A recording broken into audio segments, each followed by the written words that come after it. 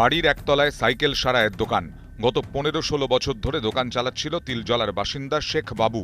সেই বাড়িতে পুলিশি অভিযানে সামনে এলো আরও এক ব্যবসার ছবি।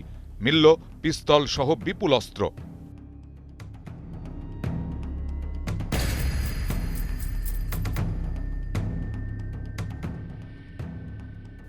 আটটি সেমি অটোমেটিক পিস্তল, 50 রাউন্ড গুলি, ব্যারেল ড্রিলিং মেশিন, অস্ত্র পালিশ করার মেশিন, অস্ত্রের যন্ত্রাংশ তৈরির ক্লাম্প মেশিন।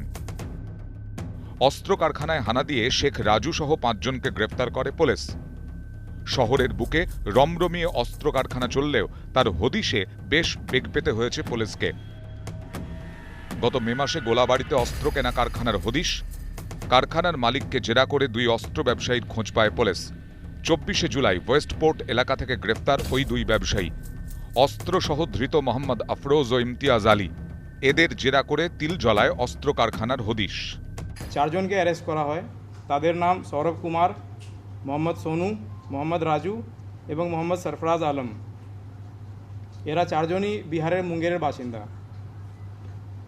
এরা ওখানে একটা ইললিগাল ফ্যাক্টরি চালাচ্ছিল এবং ওখান থেকে প্রচুর পরিমাণে আগ্নেয়াস্ত্র এবং আর্মস অ্যামিউনিশন উদ্ধার হয়েছে। সাথে সাথে আর্মস তৈরি করার সরঞ্জাম রিকভার হয়েছে। পাড়ার মধ্যে অস্ত্র কারখানা চললেও তা কিভাবে স্থানীয় মানুষ নজর এড়িয়ে গেল? তো অন্য কারখানা ছিল না, বক্কেল তো সাইকেলের হ্যান্ডেল ট্যান্ডেল বানাতো। তারপরে হঠাৎ এইটা তো আমরা কালকেরে দেখলাম।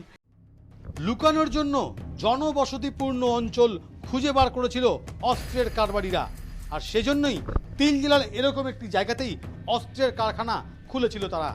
কিন্তু শেষ রক্ষা হলো না, শেষ পর্যন্ত ধরা পড়ে গেল তারা। খোদ কলকাতার বুকে অস্ত্র কারখানা পুলিশের চিন্তা বাড়ালো। Bureau report, ETV news Bangla.